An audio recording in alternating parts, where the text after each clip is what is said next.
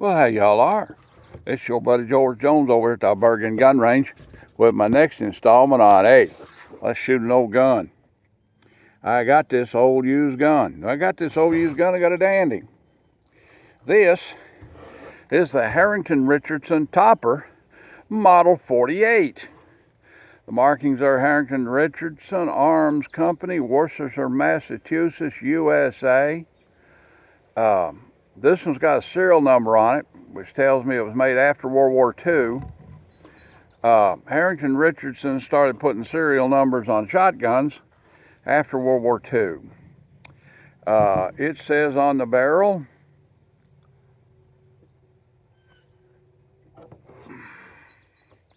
made in the USA, full choke, 12 gauge full choke. Actually, it says 12 gauge choke. Typically, back in the day, if a gun was full choke, they'd put choke on it. And if it wasn't full choke, or was anything else, they'd just say 12 gauge. It is a 30-inch full choke. It's got quite a bit of drop in the stock. I put the limb saver on it because I know it's going to kick because the kick's built right into it. They manufactured these guys from about 1935 to about 1955 with a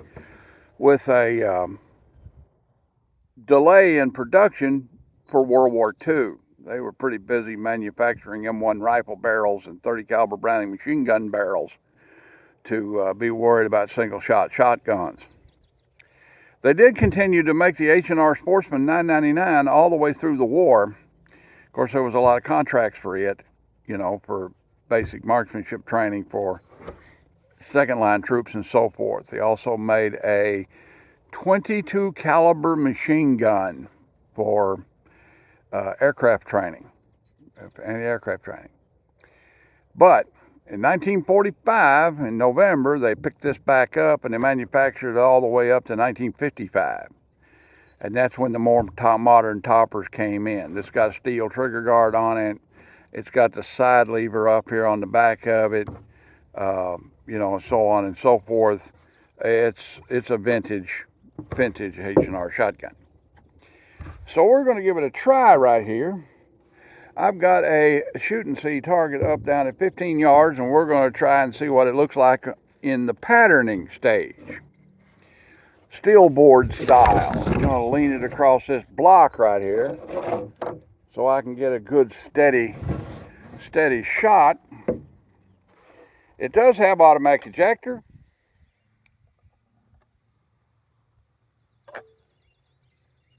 Good tight gun. I'm saying manufactured in the 50s. All right, here we go. Has rebounding hammer safety. The newer ones have, alrighty. Here we go. He shot a kick. God, that kicked. Good thing I put that limb saver on there. When you shoot like that, they seem to kick more, I didn't care for that shot at all. Let's see if that's all low down there at the 7 o'clock position. Low down there at the 7 o'clock position. Ain't even worth walking down there to look at. In for a penny, in for 65 pounds of felt recoil. Let's try it again.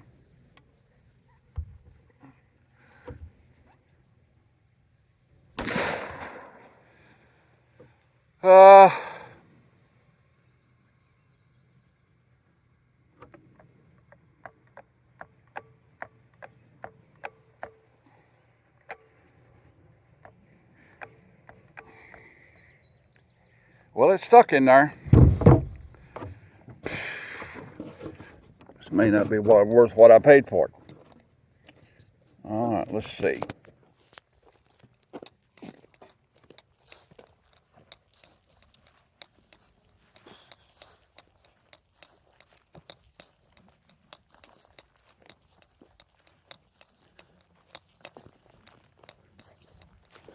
Yep. It's got a good tight pattern. But 2 shots didn't get me up there where I wanted it to be.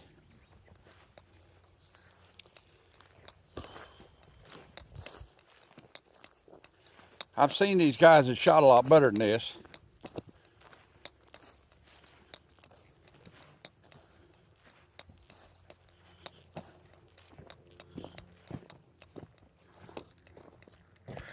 So, what have we learned? Well, we've learned it's a nice looking gun. It doesn't shoot very good, and it's got one stuck in it, which is not a good sign.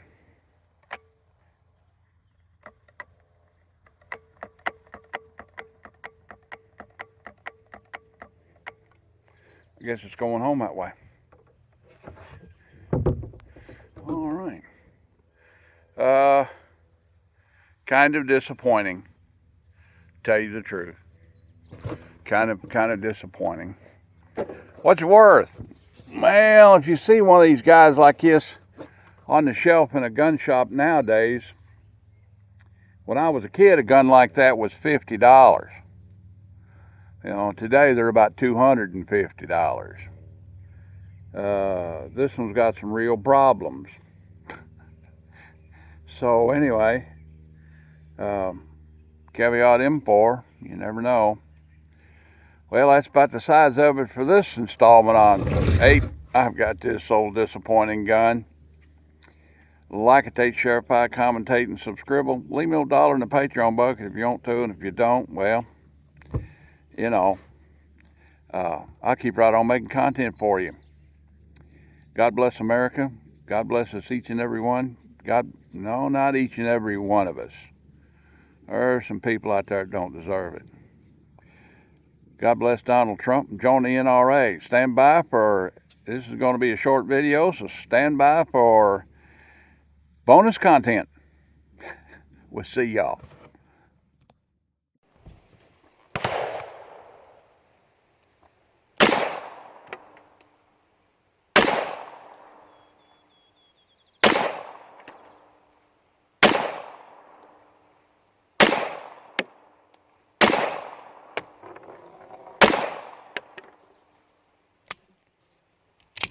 World War II magazine didn't lock it back. Well, how y'all are this afternoon? This is your buddy George Jones over at the Bergen Gun Range with my installment on Let's Visit the Tisas 1911, the World War II configuration gun. This gun has got a problem. And the problem is you can't find it. So I've had a lot of commenters send me comments about this gun and emails asking me about this gun, more about it, asking me where they can find one, asking me if they can buy mine, you know, and I thought, well, it's probably time to readdress this gun.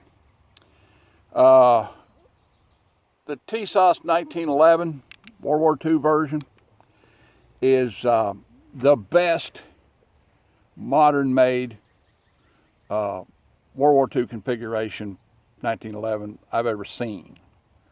The markings on it are faint, and you know, it's got the correct hammer and the correct mainspring housing and the correct safety and the correct trigger, and everything on it is correct. My theory is somewhere in Turkey they've got a Remington Rand in their pattern room. But what about it?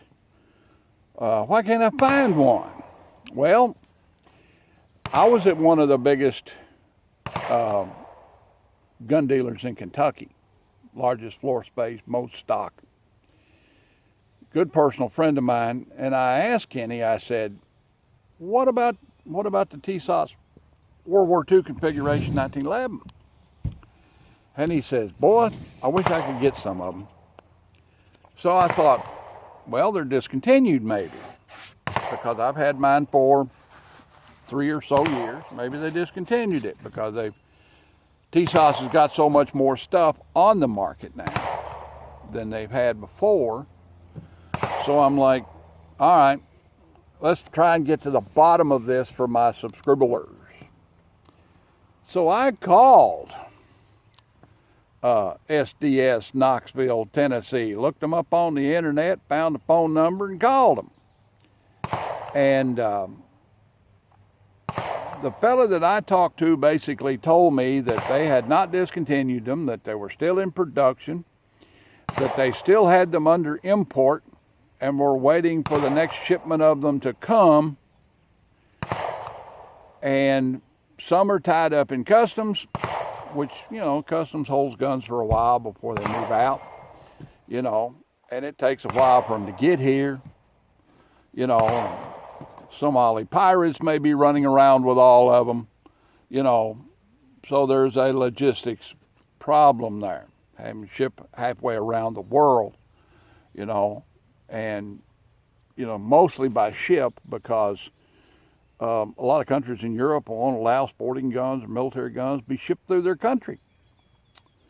So it's, you know, it's slow going. Very popular. Everybody snaps them up as fast as they can get them. And then there's none around for a while. And then they're back on the market. You know, it takes time for that gun to get from the manufacturer to the importer through U.S. Customs, be shipped out from the importer to the sub guy, to the distributor, to the dealer, and then to you. So if you've got one and you want one real bad, well, you know, you just have to wait your turn. People send me emails because, you know, the Squad 540 at Gmail, you know, want to buy a gun that I've reviewed, and that's just not going to happen that way, you know. I had one guy send me an email, told me he'd send me $800 cash money if I would put this in a box and take it down to UPS and ship it to him. That just doesn't happen. Just, come on guys, knock it off, will you? All right then, I don't do shorts. What I do is I put these videos on the end of videos. All right then, we'll see y'all.